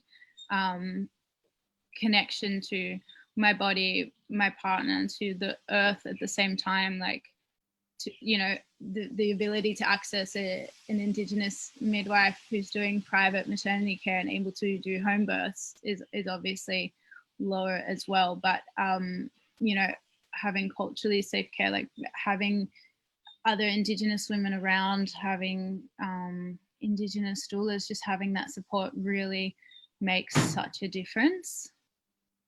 And it's not as accessible, but I think it's growing. So do you feel that you could put a safe birth team scenario together for yourself if you were to give birth tomorrow? Is that something you feel you could pull off? During COVID? Well, Ella would be there because she's my partner as well. So, and she's also Indigenous. So like with you, yeah. But I don't know. Well, during COVID, I suppose is a particular time, but it would be interesting to hear from you about other gaps in the conversation that we've had so far that relate in particular to Indigenous women. Well, I think, you know, breastfeeding support is such an enormous part of the postpartum journey as well, but being able to have breastfeeding support, just being able to have community support as well, being able to just have support from other Indigenous women, from elders, from family, and just feeling like understood and I don't know, just like supported in cultural ways too. Yeah. I mean, I think a lot, personally, like there's a real lack of education for all women, but, you know, also Indigenous women, because so much of like the old ways have been really cut from conversation due to things like colonization and so forth. So it's really like about reclaiming these ways, but under the current structure, it's really hard to reclaim those kinds of traditional ways and re-implement them into your birth space. And, you know, for me, like, I feel like I would really love to have a home birth, and I would really love to do that with a big fire present and the presence of my mother and the presence of aunties, and, you know, have that like a really strong kind of force. But there is so much fear, not only in my own Indigenous community, but in the mainstream, of what that looks like. And I really do want to have a natural birth, and I really do want to bring my child into the world with all the elements, you know, really experiencing water, we're experiencing fire, wind, earth, and that being the first point of it in entering the world is super important to me, but also to my indigeneity. And there's something that hospitals just don't do for me, and it's not just you know, my own perspective, but my mother hates them as well, and she's who's Indigenous, and that would then have an effect on her being present at the birth, because these environments are so sterile and they're not in our bones as the way that we know to be true for birthing. And she managed to set that up for your birth, didn't she, Ella? My mum? Yeah. Yeah, I mean, she hated hospitals, and it wasn't to do with the fact that, you know, she was trying to, you know, set a standard or a precedent. She just cringed when she goes in there. And so it was just no option but to have a home birth with both me and my brother. And really, like, you know, just simple. It was really simple and effective. And she had her community there, and my father was present. And yeah, you know, it's funny because I don't think she even knew that she was like being a pioneer for our family by doing that in a time when lots of her sisters and other Indigenous women were saying that was so dangerous because that's what they've been told. But my mum just intuitively knew if she went into the hospital, she would have a much harder delivery. Yeah. Yes, yeah, that I really enjoyed Kirileigh's interview with your mum a few weeks back. And yeah, that's clear. She wasn't trying to be any kind of renegade, but she was always very strong in herself about what she needed. And going back to other issues that Callie and Sophie and others have touched on about trust in yourself and knowing yourself is really the key to it. So yeah, great to hear from that. I'm just looking more on some of the questions that you may also want to comment on, Kirileigh and Ella. Personally, I found it very hard to be diagnosed with postpartum anxiety. I was continually score tested on a K10 type test that only checked for postpartum depression. I was told I was tired and had to get more sleep by both my MCHN, so the Mothercraft health nurse, and 2 GPs. That's from Rachel Grace. Yeah, so there's this sort of standard recipe that's given to women. And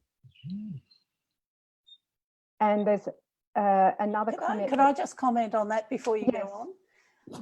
There's an unfortunate attitude of, unless a woman is acute, there's an unfortunate attitude of, oh, they're just the worried well. And I don't think it's helpful. It's another label on top of a label. And women often get dismissed at that point of, oh, you know, just the worried well, go home and have a sleep. It's not fair. Yeah. It seems also, right. Sorry, Sally, but it seems also to go hand in hand with fragmented, Alicia. like that fragmented care model that we have anyway, that doesn't build relationships, that, you know, let's get rid of, you know, this kind of like revolving door. And I'm sure probably Oscar could speak to this a little bit more, but from my like experience anecdotally, a lot of women don't have good relationships with their GPs like they used to. Like I know my mum had her GP for 25 years, pretty much, you know, like he was there at my birth and right through illnesses and things like that. So I think when we talk about continuity of care in maternity, we also need to have like good relationships with our GPs and whoever else is supporting us in that extended postnatal period as well. And that continuity of care plays out in that role, which I don't think is done particularly well either. I agree with you. And it takes a relationship to have a conversation around how you're feeling, those sorts of feelings. And if you are not in a space where you need, in a pathological space, you still need to have a healthy conversation with somebody, talk about it, contextualize it. What might this mean? What's protective about it? Sometimes us worrying about things is actually protective. You know, but for the woman, she feels isolated, she feels out of order, it's not right. But without a continuity of a relationship with a skilled provider, she's left alone. But that doesn't mean it's not fixable. It is fixable. But what we need to do is to pressure governments to allocate space for this type of care. And at the moment, that allocation isn't there. And this is a new relationship that we're having with ourselves too as mothers. This is a new relationship. So to be given a questionnaire of 10 questions, which is yes or no, when basically I'm pretty much going to say yes to everything in that moment, it's not relative. Like someone I don't know handing me a piece of paper. I was lucky in that time with my son that I had my husband standing next to me as an advocate, and he simply said, did you do this questionnaire for my partner when she was a teenager, when she went through puberty, now when she's just before she conceived, then when she was pregnant, and now when she's given birth? Like, what is it actually relative to? You're just simply asking her to do a yes and no in one of the biggest transitions, in the midst of one of the biggest transitions in her life. And she's just getting to beginning to relate to herself in a new way. So very true. And it's there's a comment that's come through that's interesting, that sort of touches on numerous aspects of what you have just recently talked about. This is from Camilla. I find it fascinating that through this current time, the amount of women that I'm seeing, she's a natural health practitioner, that seeing come in with UTIs, socially isolated, so urinary tract infections, socially isolated with the children, and what appears to be a completely dependent partner who is struggling with identity issues, also as a fallout from current situations. I just love the language of the body. Yeah, so interesting that she's seeing women's bodies take a bodily response to, no, I can't do any more as well, and that it's showing up in the urinary tract. But, also struggling with a partner who's not supported as well. It might be interesting, Oscar, to touch briefly on the situation for hetero couples where there's a father as the partner. What sort of issues briefly can you speak to for men in putrescence or becoming of fathers? Well, it's not just fathers, it can be the other care provider in that parental relationship as well. So sometimes just the role of being the non-mother and I think from an idea of putrescence, there's a very unhealthy dialogue in the male community what it is to be a man, and a lot of men don't go into fatherhood with particularly healthy role models from their father figures during their life, and so they're really kind of lost at sea. And it's what sort of Sean Tonnett calls the under-resourced male, who doesn't know where to turn, doesn't know who to talk to, and is left kind of floundering, and then that puts more pressure on that relationship sort of unit. So it's a very, very tough sort of situation. Whereas all that education, as I think Mary was kind of alluding to, all the stuff should be at least talked about and broached in the antenatal period. So at least there are a few skills and resources that that the father or other care provider can sort of use or go to. Yes, thanks for that, Oscar. I'm noticing the time. It's 11:45, and this was the time that we'd asked all of you panelists to commit to. But if you're able to stay on for a few more minutes, I'm still able to stay around for a little bit longer. I wanted to pose a couple more questions, but if anyone wants to leave at this point. I might, Sally, just because it's like the zoo here.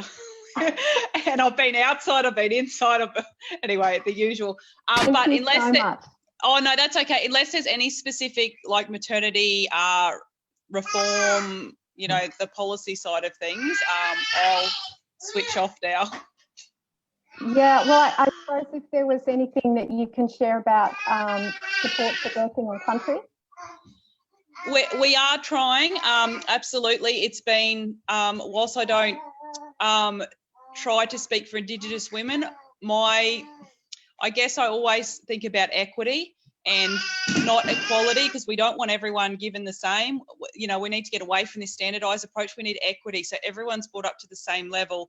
And it, you know, the information that's coming from the research from Professor Sue Kildea has, you know, like these amazing results for birthing on country and continuing midwifery carer. And absolutely, it is always included in our discussions. The biggest barrier, you know, if we look at who home birth is accessible for, is white middle class women, and we have to get out of that. You know, it has to be more equitable. We need to get Medicare rebates for home birth. I mean, that's a given. We can't expect midwives to work for nothing, but we need to be able to have that scope so there can be bulk billing.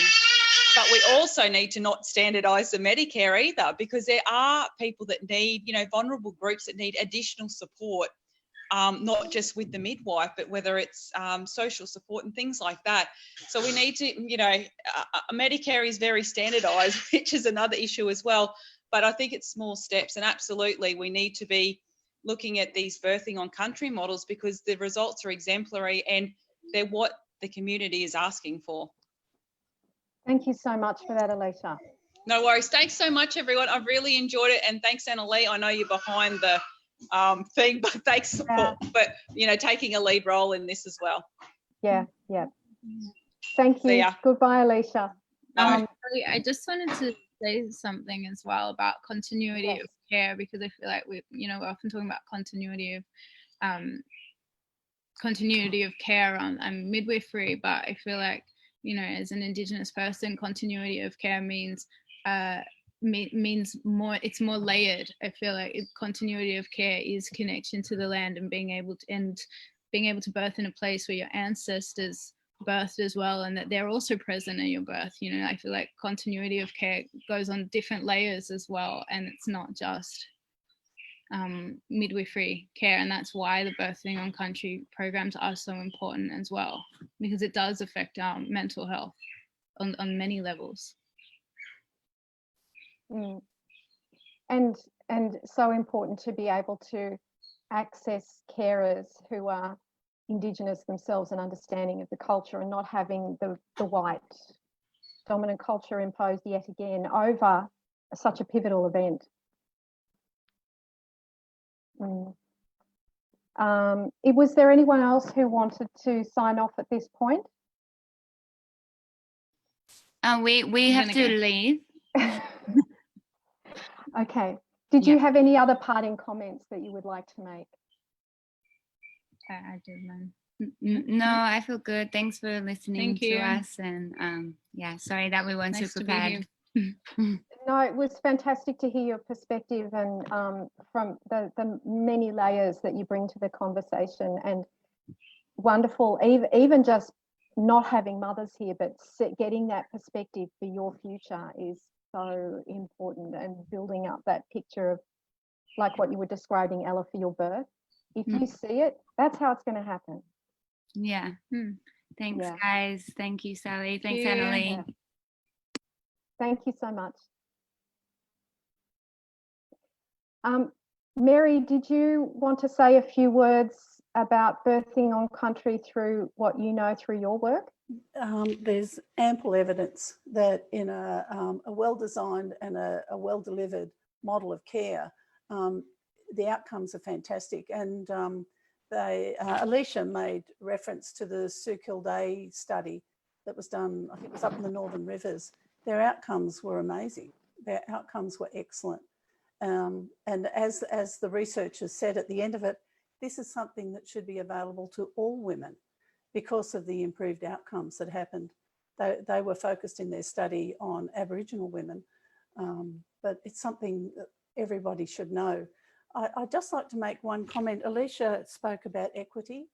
I think that's a really, really important point that we need to take on board, that we need to recognise that different women need different things, and to be giving everyone the same is not meeting everybody's needs. It's maybe meeting some women's needs in some ways, but it's not meeting every woman's needs. And most especially women who are vulnerable. We really need to be agitating to see systems and structures put in place that they do get actually what they need, not what we want them to want, but what they actually need. Mm. Yes, thank you, Mary. I've got just a couple of other comments here. Two people have commented saying that they weren't able to get the support they needed because they weren't given a diagnosis. So, you know, there's a balancing act about, you know, being given the information and not necessarily a label, but a diagnosis does necessitate getting a label. And I know personally from my experience that sometimes getting a word that you can then Google and just read about and sort of be able to do your own research is empowering, but as long as all the care and support that you get around it isn't completely framed in that way. And it's opening the scope, isn't it? It's opening your scope of knowing and going, oh, I didn't even know that was a thing. Like if you pick up Dr. Oscar's book, you're like, oh, wow, that's actually a thing. I didn't even know that was a thing. I felt that. So it's just being able to open your scope to the narrow-minded narrative that we've been sold. I think, unfortunately, particularly with postnatal depression, we went through an era where almost every woman was labelled as she's got postnatal depression. As soon as she had a bit of a weep, that was what it was called. So it was like a machine gun effect. So we weren't meeting the needs of all women. And we've rebounded at times to be reluctant to actually call something what's needed, because when people get what they need from medicine, it's medicine at its best. It's beautiful medicine that goes with mental health, that goes with obstetrics. It doesn't matter what it is. If it's what you actually need, it's beautiful. It saves lives. So how to get that balance back into the system so that the women who do need a diagnosis get a diagnosis and get therapy in a timely way and in a comprehensive way. That's the challenge. Mm. Yes, and there's another comment here about the restrictive trade practices that aren't being addressed sufficiently for, I'm presuming that's relating to the practice of private midwifery and the lack of proper integration that private midwifery experiences in the wider maternity system. I think, unfortunately, in Australia, we've tripped into a space of competitive behaviours rather than an integrated maternal, newborn and child health system. It's turned into a competitive space. And so therefore, for midwives to get adequately remunerated for what they do, at the moment, it's simply not there. There's not equality in remuneration for the same service. And that's just allowed to go on. Yes, thanks, Mary. Look, I would like to wrap it up at this point, but before we close, if you have the time, I was wondering if I could ask each of our remaining panelists the question, and that is something to leave our viewers with today, this morning still.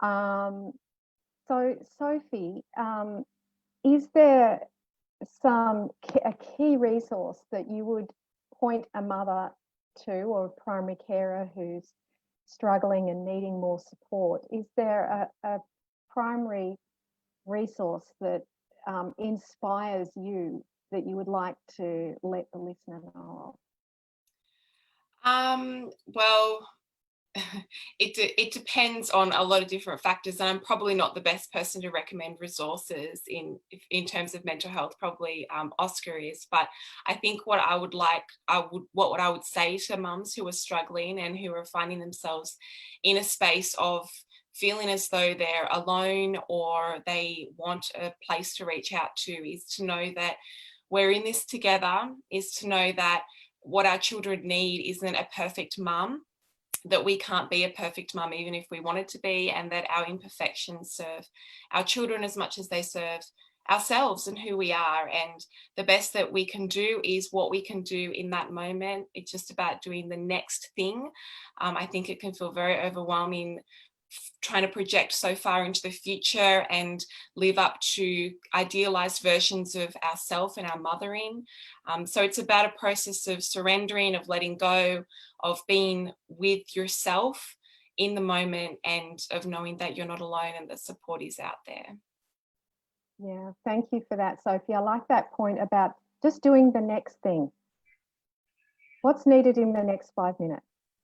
Don't think about 5 years' time. Yeah, and knowing that it's okay to ask for help, to accept help, and that mother-baby dyad, which we were talking about, is so foundational, but also that it's okay that we need other people, our baby needs other people as well, and that we're relational beings. We're not meant to mother alone. We weren't designed to mother alone. So if you're struggling, that's a pretty normal sign in this culture of modern motherhood. Yes, and as Mary said at the top of this, it's a normal response to be feeling overwhelmed. And how can people find you, Sophie? You have the Good Enough Mother podcast. Yes, so I've got a website, drsophiebrock.com, and I work with women one-on-one and in online courses. And my next course is called Liberate Your Motherhood Revolution. So it's all about looking at those structures and dismantling them for ourselves in our individual lives. So you can check that out, or my podcast, The Good Enough Mother, and I'm very excited to have Oscar on the podcast in a few weeks as well. So that's how you can connect with me. Yes, I was listening to one of your podcasts last night with the founder of the Beyond Sleep Training Project. Carly Grubb, yeah. Wonderful conversation there. So I encourage you to look up those conversations. And I like that term, the good enough mother. Right? Was it David, Winnicott. Dr. David Winnicott, who coined that term? Yes. Just a little bit about him. Well, he was a psychoanalyst and a pediatrician, and he really came up with the term of good enough mother, and in looking at the mother-baby relationship early on and recognizing those attachment needs for the infant, but also looking relationally at the mother and her baby, and recognizing that our job is to be responsive in order to meet the baby's needs, to give them a safe foundation to live from, but also that we serve our baby in our own humanness and in accepting our imperfections and the flaws that we all have as mothers, and that failing our children in tolerable ways actually serves them and our relationship, and serves ourselves. It's a dynamic, isn't it? So that's the kind of foundation that I work from in my work. Thank you, Sophie. Thank you, Sally. Dr. Sophie Brock. And Callie, any closing comments for a mother or primary carer who might be struggling today? Yeah, I think you are your best resource. So really finding or working with or creating environments that promote connection to self during that time. And I love what Mary said around giving yourself the permission to have a healthy response to this new experience. Even if you're having child number 2, number 3, number 4, this is a new soul that's coming into your family unit, and that you are getting to know and they are getting to know you. So really offering yourself an environment that promotes deep rest and deep permission to be in the experience. That would be my thoughts. Thank you, Callie. And how can we find you? Yeah, I'm at callybrowncoach.com.au, or on Instagram, spreading some joy at Callie Coach.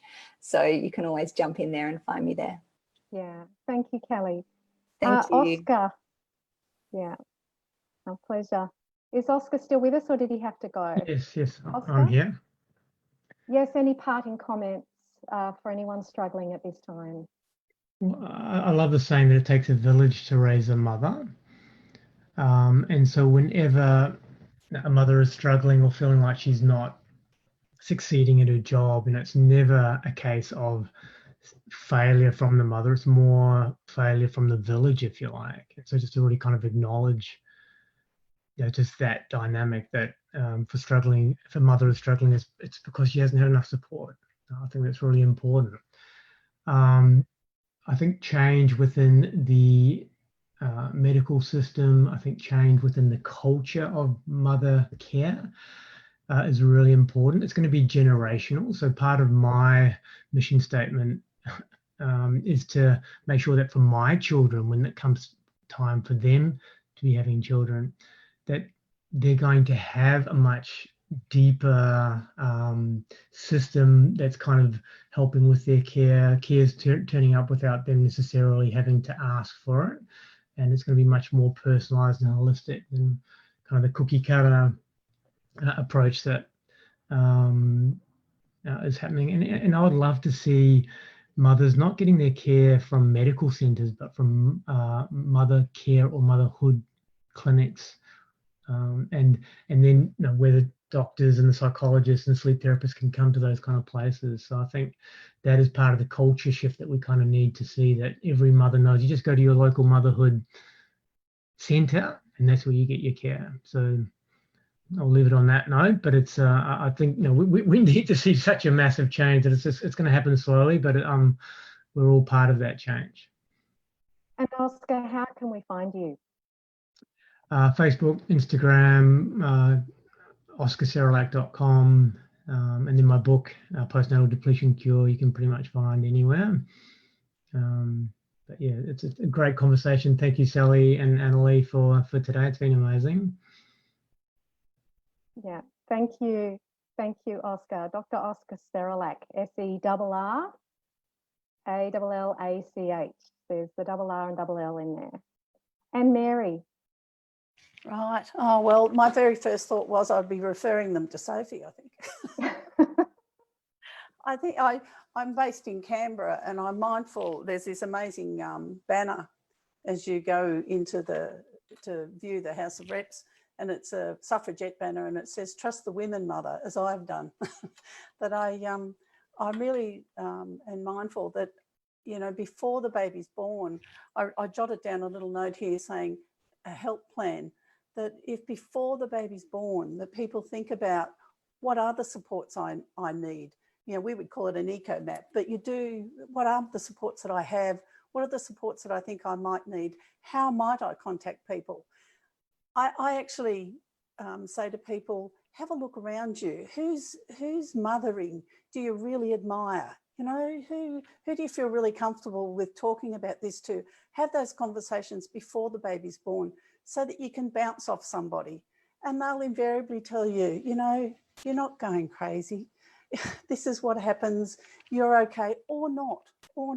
That somebody that you trust can say to you, I think you might need to go to the doctor.